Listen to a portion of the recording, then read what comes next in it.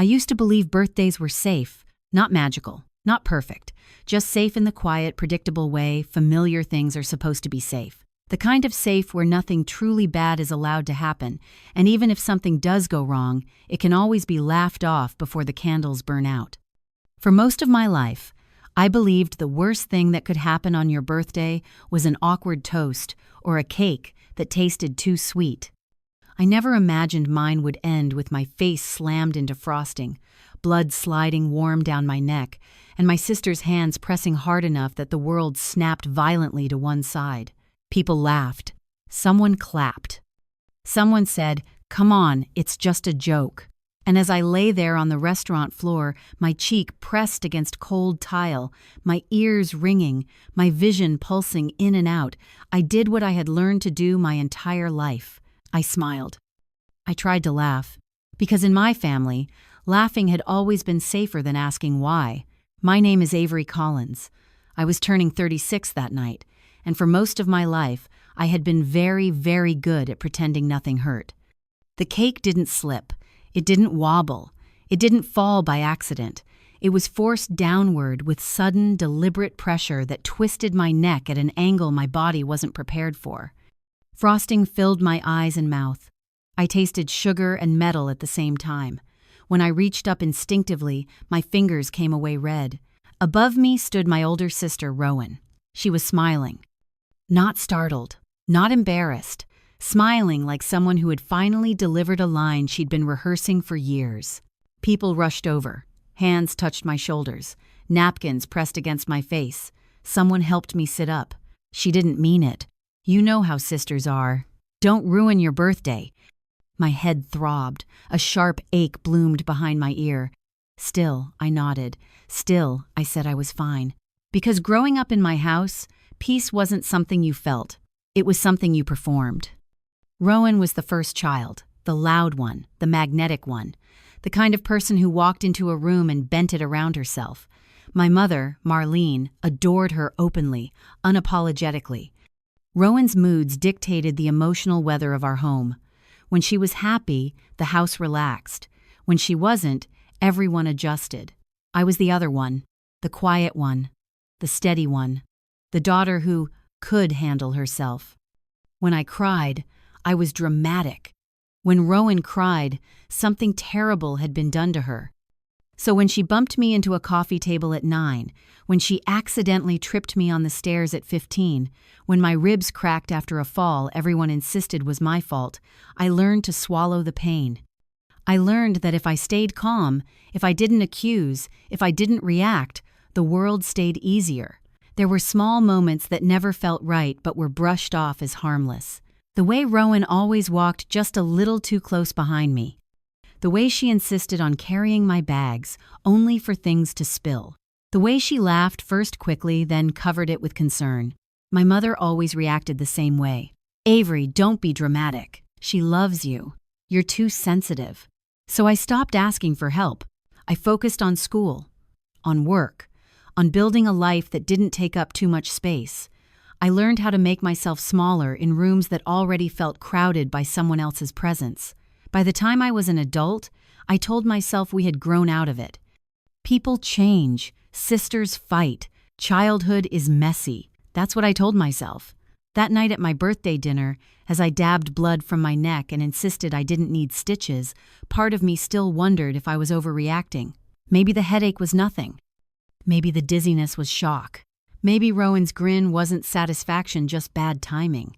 Maybe I was, once again, imagining things. But lying awake that night, my head pounding relentlessly against the pillow, something felt different. Not louder. Not sharper. Just heavier. An instinct I had buried for years whispered quietly in my chest. This time, it wasn't an accident. I tried to ignore it.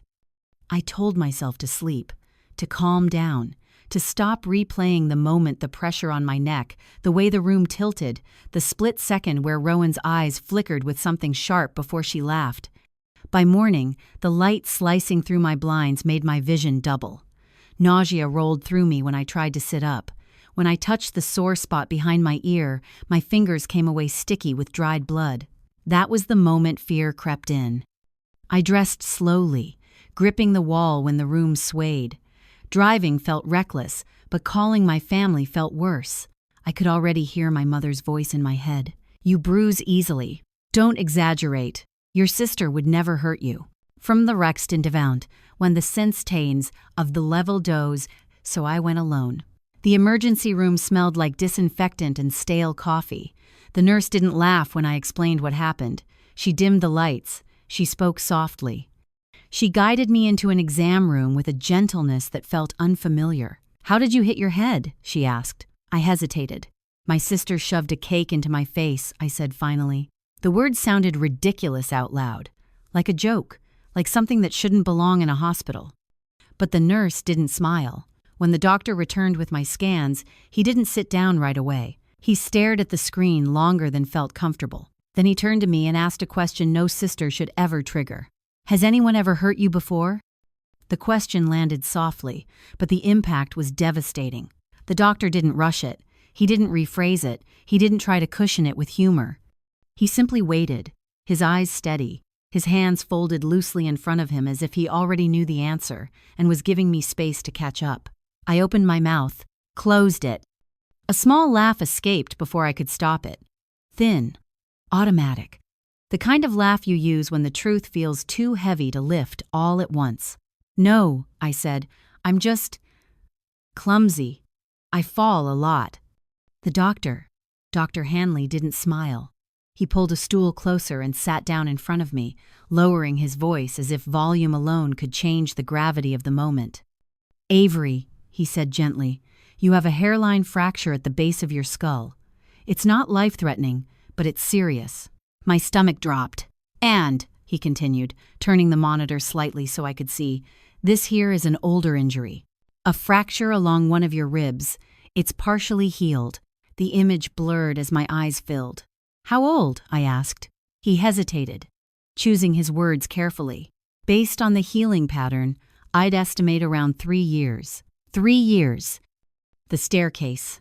The sudden shove. Rowan's sharp breath behind me, her arms wrapping around me afterward, whispering, You scared everyone. You're always so dramatic.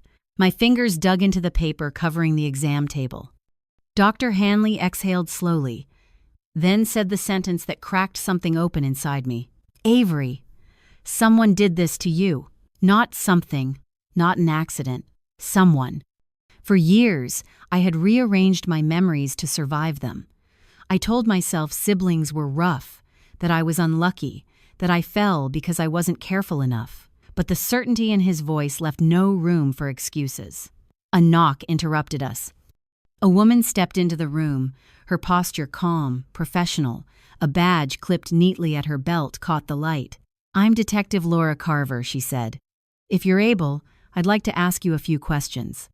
She didn't accuse. She didn't push. She sat at eye level, notebook resting loosely in her hands. Who was at the birthday dinner? Where exactly was Rowan standing? Was there alcohol? Did I lose consciousness? Each answer felt heavier than the last. When she asked, Has anyone ever discouraged you from seeking medical attention after being injured? My throat tightened.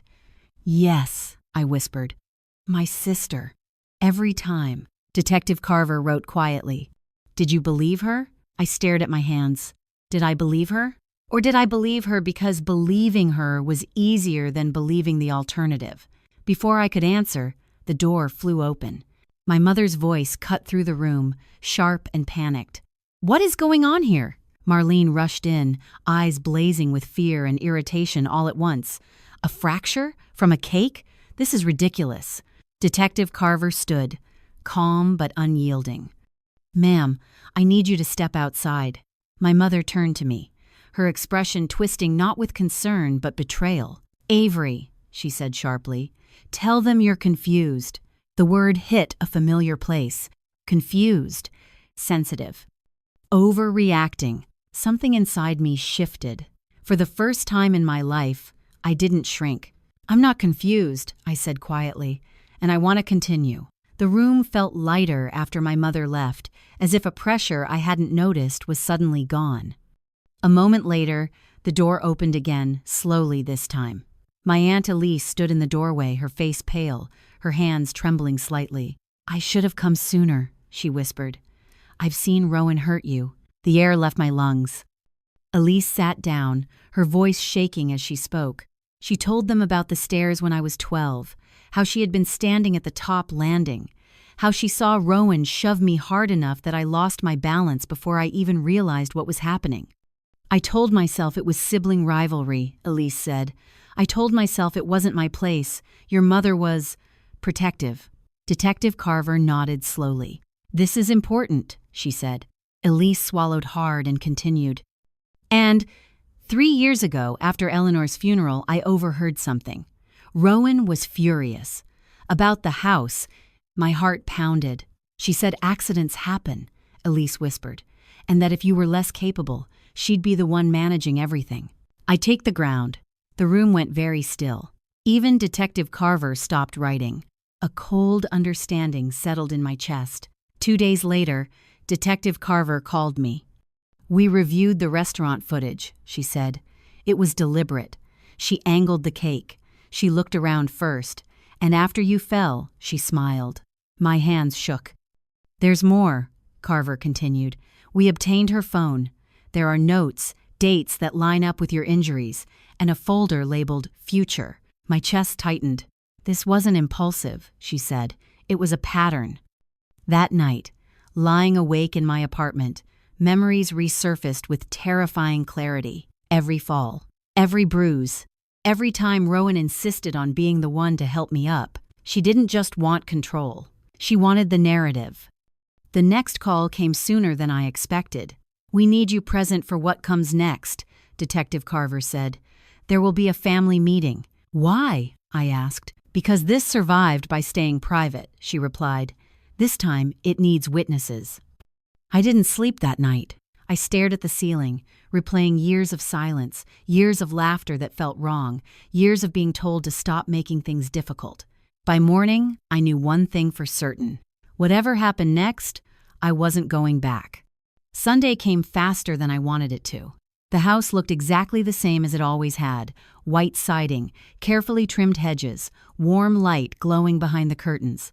From the outside, it looked like the kind of place people described as loving, safe, normal. It was also the house where I learned how to doubt myself. I stood in the driveway for a moment before going in, my hand resting against the car door, my heart beating hard enough that I could feel it in my throat. For years, walking into this house meant shrinking, softening my voice, preparing myself to be corrected. This time, I walked in, knowing I wasn't leaving the same way. Rowan was already there.